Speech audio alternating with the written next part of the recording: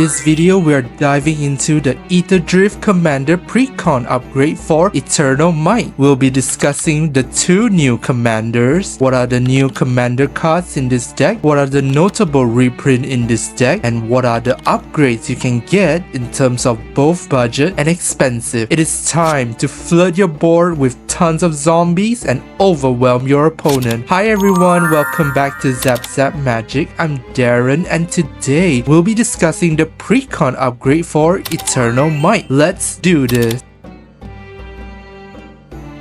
Temid, Noctamor's Will is a 5-mana commander with white, blue and black color identity. He has Vigilance, Madness, which enable him to attack aggressively and block defensively. Whenever you attack, you draw a card and discard a card. This ability does not need him to attack, so all you need to do is attack with your other zombies. Whenever you draw a card, zombies you control gets +1/+1 until end of turn. Whoa, this third ability is really good. When you first cast him, if you attack with a zombie army, you're gonna draw 1 and discard 1. Then your army gets a +1/+1. Next turn, if Temid is still around, you draw your card for the turn and loot while attacking. Your zombie army is going to get +2/+2. That's pretty good, and we haven't mentioned about these cantrips yet. The secondary commander is Hashaton Scarab Fist. This commander is 2 mana value to cast, and whenever you discard a creature card, you can pay 2 and a blue,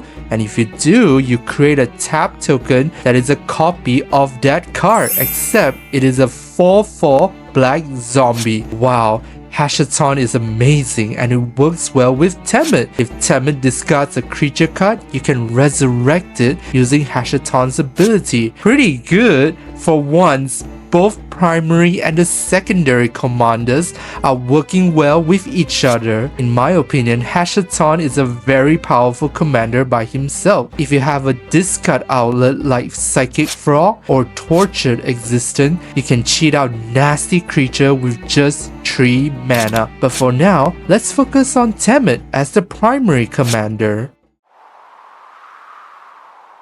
Here are the new cards in this Precon. Please keep in mind you can get these new cards in the Aetherdrift Collector Booster. The first one is the Lost Monarch of Ifnir. He can give the team Afflict 3, and if a player was dealt combat damage by a zombie, you can mill 3 cards and return a creature card from your graveyard to your hand. That Afflict 3 is going to hurt your opponent, but sadly, it won't help trigger the second ability as you need to deal combat damage, not non-combat damage. But getting creature card is always good as you can deploy your threats again. Number 2 is Prophet of the Scarab, which can allow you to draw tons of cards depending on number of zombies you control or in the graveyard. Number 3 is Off Wings of Gold, which can give flying to your zombie army and they get stronger too. Moreover, if a card leaves your graveyard, you can create a 1/1 zombie. This works so good with the Lost Monarch of Ifnir, and the wording of this card says leave your graveyard, whether by returning 1 or more cards from your graveyard to your hand, reanimating creatures from the graveyard, or exiling them from the graveyard. This is so good. Number 4 is Accursed Dune Yard, which is a swarm yard for Shade, Skeleton, Spectre, Spirit, Vampire, Wraith, and Zombie. Giving them protection is always good. Number 5 is the Priest of the Crossing, which can pump your team by a number of creatures that die under your control this turn, and it checks for each end step. So if you have a sacrifice outlet, then you can trigger this ability on each of your opponent's turn. Number 6 is Renewal Solidarity, which can double your creature tokens that enter this turn. Whoa, this card is so good in an Enigdia deck as you can get more enchantment zombie. Wow. Red 2 Mystic can give creature cards cards in your hand cycling, which works well in a Hashathon deck. Wizened Mentor can create 1/1 zombie tokens whenever your opponents activate an ability of a permanent that isn't a mana ability. Sadly, this only triggers once. If your opponent plays artifact deck or an Agatha deck, then this card can help you generate tons of tokens. However, it doesn't work with elf deck. That's all for the new cards in this deck. There are 8 new cards plus 2 new commander. Here are the notable reprints in this deck. Number 1 is Crypt Breaker, which can act as a discard outlet to generate zombie tokens and a card draw. Number 2 is Gravecrawler, which recently reprinted in Innistrad Remastered. Number 3 is Zombie Master, which got reprinted with a cool creepy art. Number 4 is God Eternal Orchestra. She can help you to create more vigilant zombie tokens, and she has double strike too. Number 5 is Rockhall. I thought this was going to be printed in Innistrad Remastered, but it's still nice to see you here. Number 6 is Bontu's Monument, which can help us cast more zombies, and every time we do, we drain the table. And lastly, it is Unholy Grotto, which can return our zombie cards from the graveyard to the top of the deck, and then we can draw it.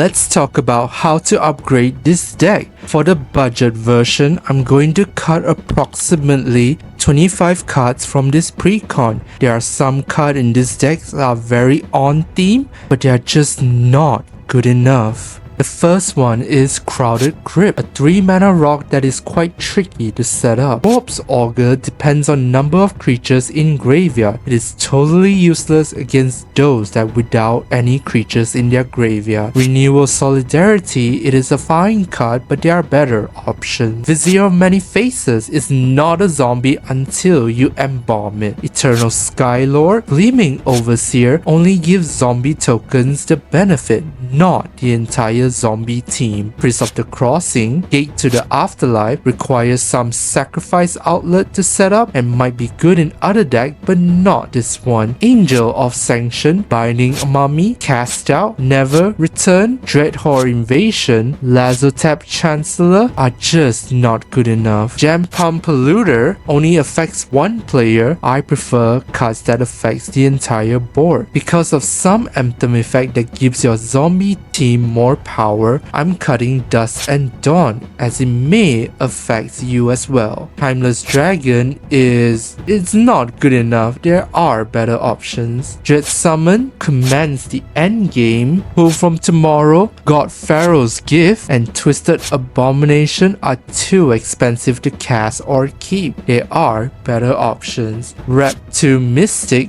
Wizened Mentor are very conditional and niche. It might be good in other decks, but not this one. Masswork Nexus is just a weird card to have in this deck. I mean, all of them are already zombies, so why do you need to turn zombie into more zombie? Here are the cards that I'm gonna add to this deck. Cursed Cloth Wrapping is an Anthem effect and a reanimations card. Embalm Ascendant is an aristocrat piece in this deck. Zombie Apocalypse is a board wipe and can bring back the entire zombie team. Distant Melody, Monument to Endurance, can help you to draw more cards. Blood Artist can help you gain life. Will Help, the Rock Cleaver, Necro Duality, Headless Rider, and Diagraph Colossus can generate zombie tokens. Frantic Search can help you to loot for free and pump up by using Temet's ability. Rooftop Storm can allow you to cast your zombie spells for free. Withering Torment, Path to Exile, Generous Gift are good removal in this deck. Teferi's Ageless Insight can help you draw more cards. Blade Stitch Scab, Diagraph Captain, Dead Baron can give Anthem effects. Wayfarer's Bauble, Patchwood Banner can help you ramp. Zoroasher Lich Lord, Victimize can reanimate those zombie cards again. Carrion Feeder can act as a sacrifice outlet. And finally, a Cursed Marauder can be a removal spell by sacrificing creatures. You can check out this budget deck in the Moxfield link under the video's description. Now let's talk about some pricier upgrade. The Meat Hook Massacre, Raise the Palisade, Toxic Deluge are good board wipe in this deck. The Last Rite, Titan of Lidyara, Verena, Leech Queen, Black Market Connection, Kindred Discovery, and Mystic Remora are good card draw engine. Here are some card draw cantrip: Brainstorm, Frantic Search, and Keep Watch. Here are two combo pieces that you can add to this deck. The very expensive Phyrexian Altar, Warren Soul Trader are the combo piece.